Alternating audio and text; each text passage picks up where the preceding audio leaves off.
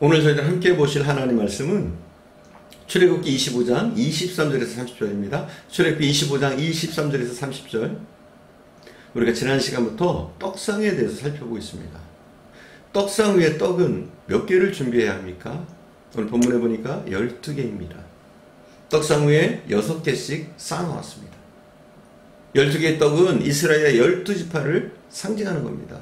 또 곧 모든 민족, 모든 나라를 의미하는 겁니다. 이 떡은 특정한 나라, 특정한 민족만 먹어서 되는 것이 아닙니다. 모든 사람이 이 생명의 떡을 먹을 수 있어야 하는 겁니다. 이 떡을 먹는 행위가 무엇입니까? 그것이 선교와 전도입니다. 우리 기독교 계통의 수많은 단체들이 지금 연변을 중심으로 탈북자들을 보호하고 있습니다.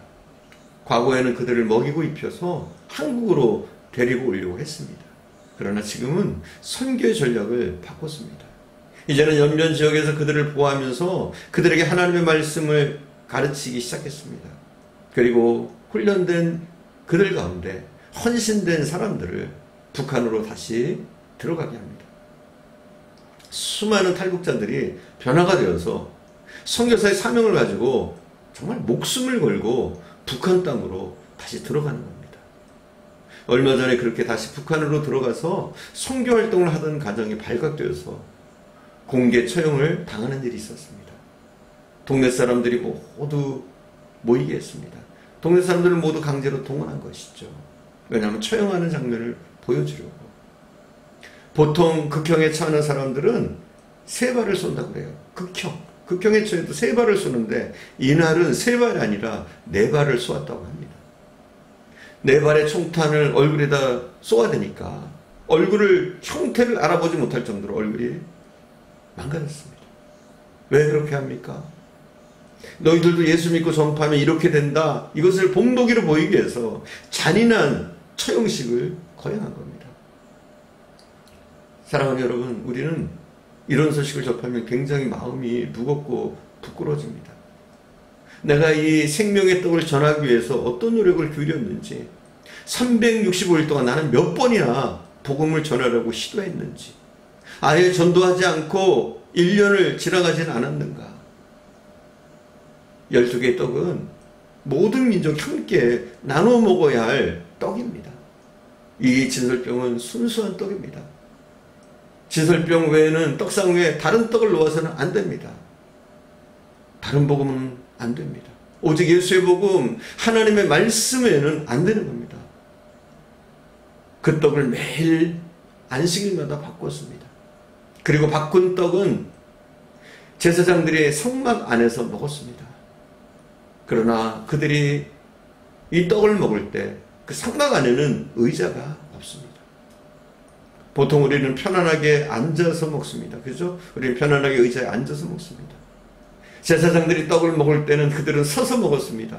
서서 먹는다는 것은 의미가 있는 겁니다. 어떤 의미냐? 서서 먹었다는 것은 사명을 감당하기 위해서 먹었다는 겁니다. 그냥 배고파서 먹은 것이 아니라 사명을 감당하기 위해서 이 떡을 먹었다는 의미입니다. 사업하시는 분들에게 왜 사업하냐고 물으면 10중 8구 당연히 돈 벌려고 하죠. 그럽니다. 서로 입으로는 그런 대답을 안 한다고 할지라도 대부분 내면에는 그런 대답을 하고 계실 겁니다. 그러나 사업은 아무나 하는 것이 아닙니다. 크리스찬이 돈이나 벌려고 사업하지 마세요. 그것이 여러분의 사명이면 하세요. 물질로 봉사하는 것이 나의 사명이다 생각하신다면 하세요. 사명을 감당하기 위해서 일하시고, 사명을 감당하기 위해서 사업을 하시고, 사명을 감당하기 위해서 우리는 하루하루를 살고, 사명을 감당하기 위해서 우리는 건강해야 하는 줄 믿습니다. 여러분, 왜 건강해야 해요? 오래 살아서 손주들 결혼하는 거 보시려고요?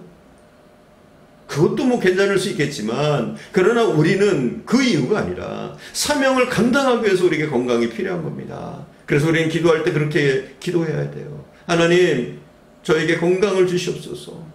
제가 사명을 감당하길 위하오니 사랑하는 주님, 저에게 건강을 허락해 주시옵소서. 여러분, 물질을 위해서 기도하십니까? 물질도 마찬가지입니다. 하나님, 저에게 물질을 허락해 주옵소서.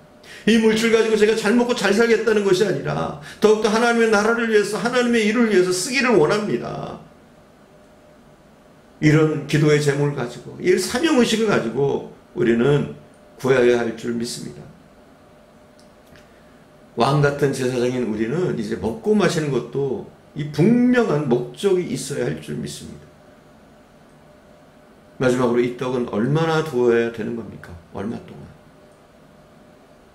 30절을 다시 봉독하겠습니다. 30절 봉독합니다. 상위에 진설병을 두어 항상 내 앞에 있게 할지니라. 항상 내 앞에 있게 할지니라. 곧 항상의 법칙입니다. 하나님의 말씀의 생명의 떡이 언제나 있어야 한다는 겁니다. 여러분, 우리는 언제나 이 생명의 떡인 말씀을 먹어야 돼요. 매일 말씀을 봉독하고 또 할 수만 있다면 암송하려고 하고, 이렇게 우리는 생명의 말씀을 먹어야 되는 줄 믿습니다. 아픈 아이들이 부모에게 이렇게 얘기하죠. 엄마, 밥맛이 없어. 밥이 모래알씹는 것 같아. 그럼 엄마는 뭐라고 합니까? 그래, 잘됐다. 밥맛도 없는데 굶어봐. 그렇게 얘기합니까? 그런 부모 있어요? 대부분 그렇지 않죠. 어머니는 이렇게 얘기할 겁니다. 얘야, 그래도 먹어야 된다. 먹어야 힘이 나지. 먹어야 일어날 수 있지. 밥이 먹기 어려우냐? 껄끄러워? 그럼 내가 죽이라도 끌어줄 테니까 이거라도 먹어야 돼. 그래야 병을 이기고 살 수가 있어. 이렇게 얘기할 겁니다. 사랑하는 여러분, 실패했으면, 살기가 어려우면 그럴수록 우리는 더 하나님의 생명의 말씀을 붙잡고 더 주님께로 가까이 나와야 합니다. 내가 먹으려고 하는 말씀이 더 껄끄러울수록 어떻게 해서라도 그 말씀을 먹으려고 우리는 힘을 써야 됩니다. 우리가 하나님의 빛에 잠시만 노출되어도 우리 속에 있는 영적인 병균들이 다 죽습니다. 우리는 생명의 말씀을 365일 항상 간직하면서 살아야 합니다. 그 말씀을 떠나서는 우리가 살 수가 없는 거예요. 그래서 우리 주님 말씀하십니다. 사람이 떡으로만 살 것이 아니요. 뭐로 살아요? 하나님의 입에서 나오는 말씀으로 살 것이다. 이렇게 주님이 선언적으로 말씀하십니다. 우리에겐 세상의 떡이 우리는 믿기 때문에 필요 없다, 이런 말씀이 아닙니다. 우선순위입니다. 우선순위. 우리에게 필요한 떡은 어떤 우선순위를 가져야 되느냐? 먼저 우리의 생명의 떡이 우선이에요. 그 다음에 필요한 것이 우리에게 육신의 떡임을 우리는 기억해야 됩니다. 여러분의 삶의 우선순위를 바꾸시기 바랍니다. 세상 일 때문에 바빠서 하나님의 일을 못했던 사람들이 이제는 하나님 일 때문에 먼저 바쁘셔야 합니다. 그 순서를 바꾸지 않고는 하나님의 복이 여러분과 전혀 상관없게 되는 겁니다.